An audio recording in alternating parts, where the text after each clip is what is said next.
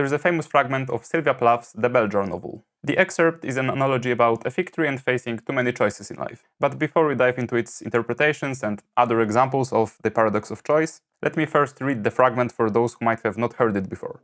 I saw my life branching out before me like the green fig tree in the story. From the tip of every branch, like a fat purple fig, a wonderful future beckoned and winked. One fig was a husband and a happy home and children, and another fig was a famous poet, and another fig was a brilliant professor, and another fig was E.G., the amazing editor, and another fig was Europe and Africa and South America, and another fig was Constantine and Socrates and Attila, and a pack of other lovers with queer names and offbeat professions, and another fig was an Olympic lady crew champion, and beyond and above these figs were many more figs I couldn't quite make out.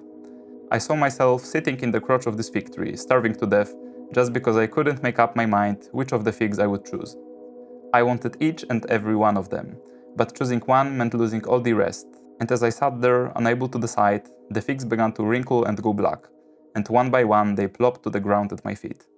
The first time I heard this fragment was when a friend from college recommended me I look this up, back when we were approaching the end of our studies, and I was struggling with imagining what I want my future to look like. Spoiler alert, I'm still not sure how I want my future to look like, but fortunately I have learned how to stop worrying about it.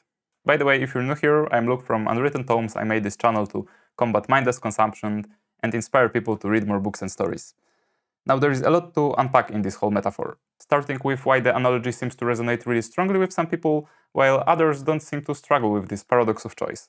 This points us to a certain theory of how people make decisions. Coined by economist Herbert Simon and popularized by psychologist Barry Schwartz, it argues that there are two types of people, maximizers and satisfiers. If their names didn't already give it away, maximizers are the people looking for the absolute best outcome, while satisfiers are those that have a broad range of choices they'd be okay with, and they usually don't bother with looking for the perfect one.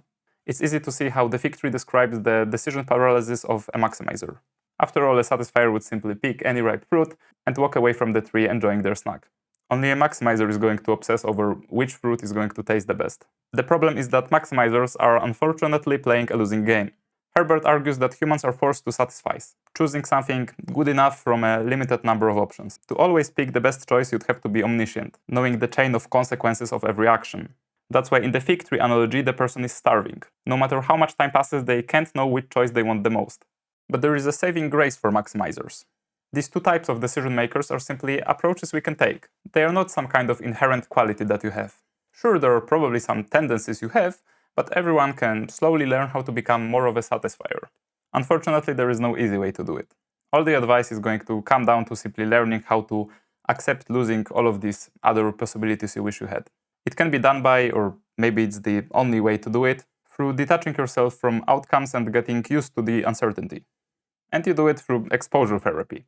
Whenever the control freak part of you starts panicking over uncertain outcomes, instead of trying to think through all of the possible solutions, you might want to try to simply accept this uncertainty.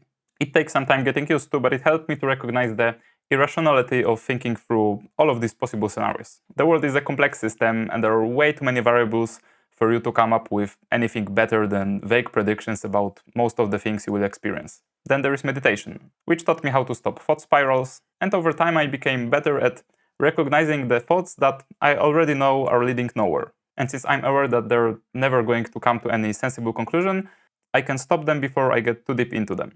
Draw a clear line in what's a reasonable amount of mental resources to spend on a task. Herbert Simon talked a lot about saving the bandwidth.